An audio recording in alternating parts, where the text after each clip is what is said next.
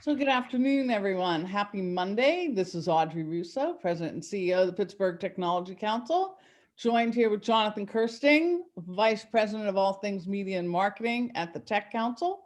And we're thrilled to kick the week off because we're pretty excited about what is referred to as PVCA, which we'll talk a little bit about in a moment, and we'll welcome our guest.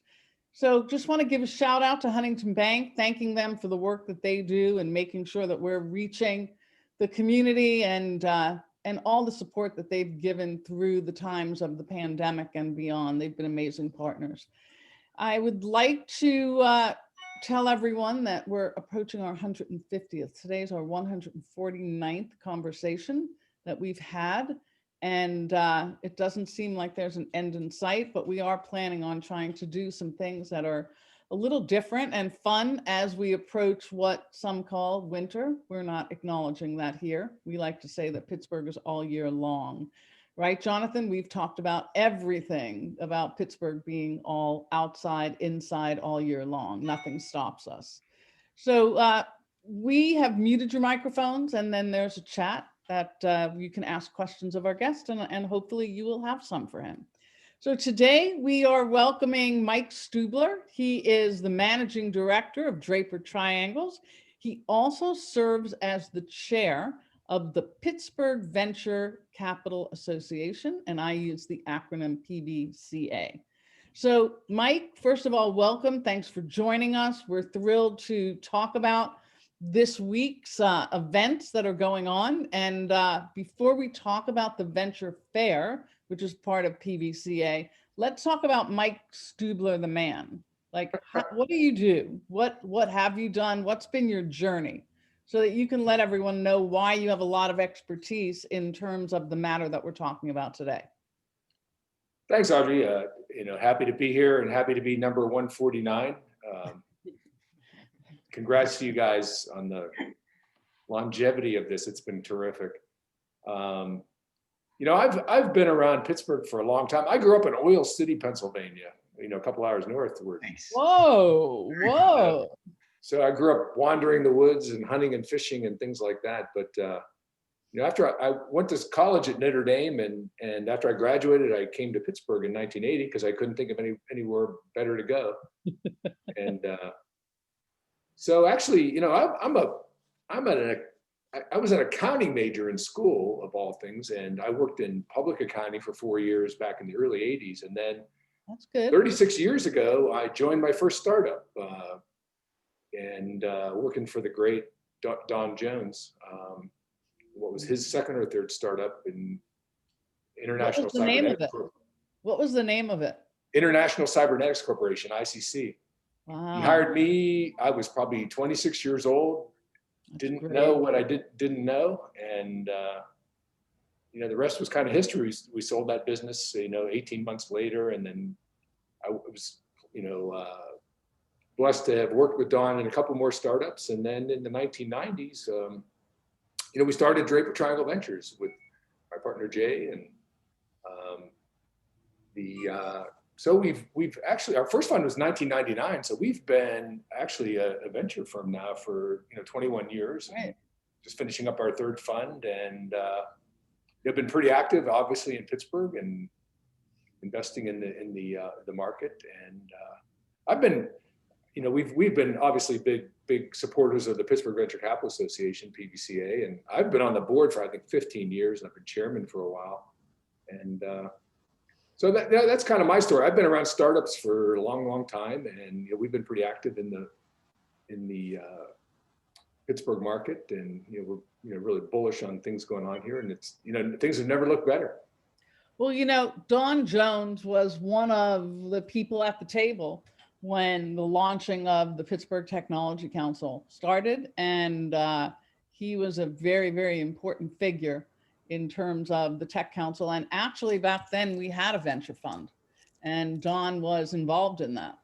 So he was an amazing man. And when we did and I think Brian and Jonathan will have to remind me, but when we did our tribute, was it our 30th year that we did for Tech 50, that we did footage, which included Governor Thornburg, and it included Don Jones, and it was right before he passed away. He was sick. It was the last footage that anyone had of a conversation with Don. So we've always felt, tremendous connectedness to the work of Don. He was, maybe you can just remind everyone how you got the name Draper. Yeah, sure. So Draper Triangle, back when we were starting the fund, it was going to be regionally focused, and we were looking for connectivity to the coasts. And Jay knew somebody that worked for Tim Draper at, third generation West Coast VC.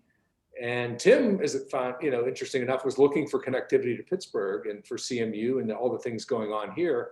And he was, very early in starting a venture network of, trying to, create, synergy across different funds and give people connectivity to different markets. And so we partnered with Tim Draper back in 1999 in our first fund, and we were part of his, joined his network, and it's taken different forms over the years. Tim's still very active with his own fund now after Draper Fisher DFJ, and so Tim's a good friend of ours and big support of what we do, and he helps us when we're looking to get connected to different things in different parts of the world. Mm-hmm. Yeah, he's definitely an additive to Draper. So awesome. So let's talk about the PVCA. Okay, let's talk about that. And then I'm going to jump back and talk about some of the rock stars that you've invested in over the years. But I want to start talking about PVCA. What's up this week? Give us an overview of the Venture Association, what the objectives are, and what we should be tuning in for this week. Yeah, sure. So, the PVCA has been around, I believe, since the early 80s. And, some of the founders, back then are no longer with us, unfortunately, as you mentioned, Don. And, the whole idea with the organization originally, and even today, was to try to connect, a place for networking for, venture investors, not just venture capitalists. I think the name is maybe a little bit misleading. They're trying to, provide a platform for education, for networking, connectivity, between entrepreneurs and investors, and, educational too, just to, help people understand, current trends, bringing experts in. And also, the other big part is to, obviously, the venture capital community here, and the investing community here in Pittsburgh is fairly limited in terms of size. And given even today with all the opportunities and the great things happening, also to help, educate and promote, Pittsburgh in the tech community here, and, help be a, networking in terms of, investors from outside of the region to bring them in. And also the big element is to also more and more focused on trying to get corporate involvement in the startups here in Pittsburgh, which has always been a challenge for all of us, as you know. And, more and more trying to get, the big companies here more vested in helping startups and, helping them out and promoting the local region. Well, why do you think that Pittsburgh hasn't had the kind of proliferation of venture capital, given the fact that we've been doing this work? PVCA has been around, the Tech Council's been around. The Tech Council had a venture fund, that obviously, expired. What is it? What do you think? Well, I think, there's obviously to get scale in venture capital, you need to have institutional investors, be it pension funds and other large investors, in addition to foundations and university endowments. And, a lot of it's hard to have a fund that is regionally focused because, their advisors tell them, well, it's not diversified enough. They need to be national. Right. You're competing for deals on the coasts. Right. And, what we found is, that's not really true. There's a great opportunity here in Pittsburgh and, even regionally here in the near Midwest, however you characterize this, where, it's still underserved very much from a capital standpoint, and great entrepreneurs, great research, universities, and a lot of great deals that, it's still very underserved, and still a lot of great deals to be done here. And it's just, it's just hard, institutionally to try to scale a big fund here, because people think perhaps it's not diversified enough, that you're not getting access Right. to these hot Right. West Coast It's not deals. economic development, right? We're not doing Exactly. economic development, right? So what is on store for the week? What's going on? Talk about the kinds of things. We put the link out there. Lexi put the link out there so anyone can see what's up. But can you tell us, like, what are some of the highlights of this week? Because you do a lot of different things. You do coaching, you do, people do their pitch decks, and then you also have VCs speak. I mean, it's really a myriad of activities. So can you talk about that? Yeah, sure. So, this week will be I guess the 13th Three Rivers Venture Fair, Wow. going back to the early 90s. And we've been doing them in 18-month cycles, just Right. because of, having enough fresh deals and enough, time for people to get interested in sponsorship and all the things. But, this one will be the first virtual, just given the realities of COVID and everything. Obviously, we can't bring all the people together as we'd like to, but, historically, it's been a great event, in terms of, it's been a great networking event. So it'll be interesting to see how this goes off. But interesting enough, with the fair, which starts on Wednesday, we have, traditionally we have a number of different panel discussions, and presenters. It kicks off this Wednesday morning at 11, I believe, with a life science discussion about COVID in the Pittsburgh market and startups. Larry Miller from Innovation Works is going to be moderating that panel. But I think most importantly, what happens is that we have a venture connection event, two of them over to Wednesday and Thursday. The fair is Wednesday and Thursday of this week. And we have 75 companies that are going to be doing one-on-one pitch sessions with we have over 70 different venture firms and investors that are going to be represented. And so it's a pretty nice match. We have almost as many investors as we do companies that are going to be pitching. So it's a series of 10-minute pitches, introductions, obviously with 70 different venture firms and investors. Most of them aren't from Pittsburgh. And so, it's a tremendous opportunity for, local entrepreneurs to, pitch their company and get some exposure outside of the region as well as to local investors. There's also any rock stars, or who's the keynote? You have some keynotes, right? Yeah, the keynote, and I'm going to get his name wrong. He's a gentleman from the West Coast who, which is very interesting, he's a very consumer focused in his name is Sid Jawahar at Swifthart Group. And he's very interested in Pittsburgh. He's come here quite often. He has a venture fund, but what's interesting is he's a very fascinating guy, and I think people are going to really enjoy his talk. But one of his big things is he's very consumer product and consumer company focused, which is pretty unusual for Pittsburgh. And I know we've often struggled with consumer oriented kind of retail, online retail.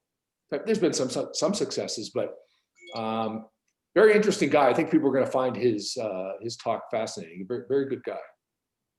So are there any companies that are coming from outside of Pittsburgh? Yeah, that's the other nice thing about being virtual. We try to be very selective, and we have committees of people who are knowledgeable of things that try to screen. There's an application process for companies, and we try to screen them and make sure that the companies that we do have pitching to investors are investment worthy, from a story and a company perspective. And so probably 2/3 of the companies are from Pittsburgh, Western Pennsylvania at large, from our region, a third of the presenting companies are from elsewhere. I know I have 2 different sessions. I'm meeting with 10 or 12 different companies. One of them is from Toronto. One of them actually is from the Bay Area. But for the most part, they're local businesses, but local startups. But there is a number of companies from outside of the region, about a third of them. So probably 25 companies who aren't based here, but are attracted to the fact that they have an opportunity to speak to up to 75 different investors. Mm-hmm. So if I remember correctly, at Draper, you had a pretty significant exit, in a cool company that was based out of Cleveland, right? And did they participate in? I think they were acquired by Oracle, if I remember correctly. Yeah, that was TOA Technologies. Right. Were they part of PVCA? Did they get any of their exposure through PVCA? They didn't, but it was a classic, story. I met them first. They were in an incubator in Cleveland, in the Beechwood Development Center, which is no longer there. Right. I was going to say there's no incubators in Cleveland now. 2 Israeli immigrants that, 2 Renaissance men. One was an architect. The other was a concert flutist, and they had this great idea, and we invested in 2005, and 9 years later sold the company to Oracle for over $500 million. So that was a great one. Yeah, it's great. Did you get them to move to Pittsburgh? I don't remember that. No, they wouldn't move here. But it was funny because they were both from Israel originally, but they both still live in Cleveland, and they love it there. That's great. Yeah, they can live really well. That's great. So what else about PVCA do you want everyone to know? If people are listening today and they're entrepreneurs, is it worth their time attending the event? It is, just because I think the content from the speakers and the panels is very, very good. There's a couple of networking sessions as well, a virtual cocktail hour and some other networking events that people are going to be parsed off and give people an opportunity to, in smaller groups, be able to interact and at least introduce themselves to, some of the investor attendees to the event. In terms of the companies that are presenting, that's already been closed off because there's some preparation that needs to happen there. But I think, as I mentioned, there's a number of obviously investors from out of the area, and some virtual networking events at least will give people an opportunity to introduce themselves and maybe make some connections. Because the thing about the fair in person has always been more about the networking than anything. And, hopefully we can continue that, in the virtual format, and maybe even expand on it. But it's definitely worthwhile. It's unique in that there's going to be so many investors, participating. Well, the thing that I liked about the Venture Fair is that it gave people regionally, beyond the region, coming to Pittsburgh. They would come to Pittsburgh and get to know us. What do you think are some of the biggest trends right now in terms of opportunities? Is there any sectors? Are there anything that you're bullish on?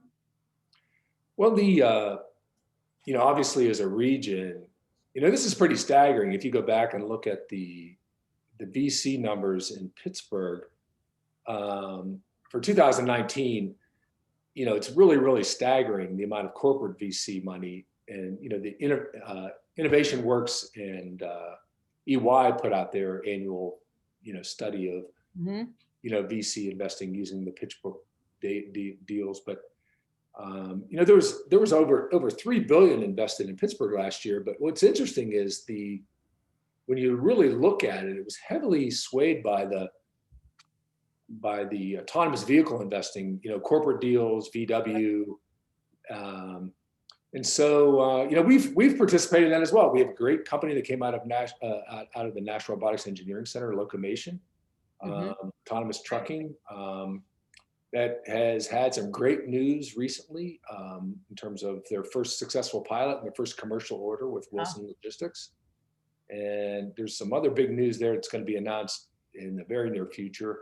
So the autonomy space has really, sparked a ton of investment here. And, I think, a lot of that breeds, other spinoffs and things that happen. The National Robotics Engineering Center has been a huge asset out of Carnegie Mellon. We're also investors in RE Squared Robotics that came out of NREC. Jürgen Pedersen, the CEO there. You should have him on at some point, Audrey, because he's great to talk about, what's going on in terms of, robotics. But, there's so much great things going on here. So many great things in terms of the startup community, and which pales, a little bit by the fact that we don't have a lot of venture capital here. So right, we all have to do everything we can to help these startups get funded, and we're at Draper, and the next thing we're doing I'll be a big part of that.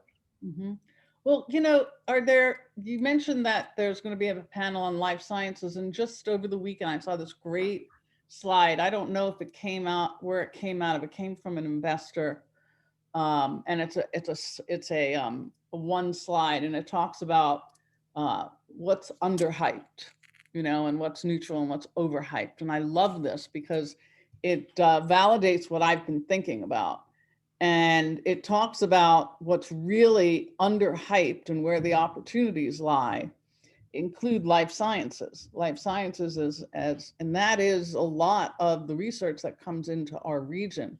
Are we going to see some new life sciences? We've had some interesting people on our show that have been in the life sciences space, where I feel like there may be some big opportunities for us here in Pittsburgh in life sciences. Do you have any comment on that? I was going to also talk about a couple of the other ones that, or I think of the opportunities, and I sort of agree with that. Jonathan, who did we have on the show? The woman who's running the life sciences company, Cyto. Teresa Whalen was on the show. Cyto agents, yeah, very exciting stuff. Right. And so essentially she's using just a core team and then brokering out by using other labs and other scientists to help solve some problems, which is really an interesting model in life sciences. Are there going to be a bunch of life science companies that will be presenting at PVCA? There are. It is, and to your point, it is amazing the amount of interesting technology and life science in the life science area, principally, coming out of the University of Pittsburgh, right? Not to discount CMU, there's some interesting life science things that happen there as well. But obviously, UPMC and the Pitt connection, there's so many interesting things that are going on. Right. There are a number of, I don't know the percentage, but in terms of the presenting companies that are pitching this week, there are a number of life science companies and a number of locally based life science companies that are presenting. Mm-hmm. The other thing that's interesting is part of the event that has been great in the past, and I think is going to be really good, is on Thursday, starting at 10:30, is the university technology showcase, where it's actually a judged competition, and actually, very interesting. Just an aside, the three judges this year are all women, and I think there's 13 or 14 presenting companies in the University Technology Showcase. A number of those are from Pitt, and a number of those are life science companies. And there's actually some prize money. It's not big, but helps some of these professors and others who are working on things to get, to help launch their business and get things going. But so that's a very interesting part of the whole event this week. Mm-hmm. Oh, that's great. That's good to hear. And then the number one that this slide shares, which I agree with, is the most underhyped and biggest opportunity is in agricultural tech. It is, and it's getting more and more attention. We haven't seen a ton of that, obviously, in this market. There's 5 seasons, obviously with the indoor Mhm. egg farming and their robotic farming, but we haven't seen a ton of that in this market. But nationally, certainly there's more and more interest in it. And honestly, with like Penn State, and you'd think you'd see more and more of that. More and more companies in that space. Yeah, we've seen it like with Pitt Moss and with Bloomfield AI, just as a couple of, a couple of examples that are, you would say they're ag tech. And then the other two, which one is no surprise, is security, right? Anything on the security side and space. Yeah, obviously, we've got astrobotics here in the space side. And yeah, but even just beyond that, right? We're seeing a proliferation of space everywhere. So I don't know if you're bullish on any of these domains. We've been cybersecurity investors over the years. We invested out of our second fund, the company BitArmor, which we're CMU. Oh, right, Patrick, right? Patrick, yeah. Which was acquired back 4 or 5 years ago. Right. And this is Cybersecurity Awareness Month. Oh, is it? Okay, I didn't know that. I didn't know that either. Okay. We've got a very interesting cybersecurity company in Columbus, Ohio, as well, called Aware, which is interesting, and it's kind of taken off with the whole COVID and the work from home. They do security around enterprise collaboration, things like Slack and Yammer. Yeah, nice. Workplace. Well, did you know that Columbus, Ohio is a suburb of Pittsburgh? It is. I get over it. It's only 3 hours away. It's an easy drive, but yeah, but I mean, as soon as we have a little loop, it's 10 minutes. Exactly. Looking forward to that. So as we wrap up, what are some of the most important things that you want to articulate that perhaps I have not captured? Well, I think it's most important is I'm very bullish on the Pittsburgh tech startup ecosystem, and all my partners and my firm are firm believers that it's great because you've been around for a long time, and you think back 20 years ago where we were in this market and how far we've come, but frankly, we've never been in a better position in terms of interesting opportunities and technology, given all the things going on here. So,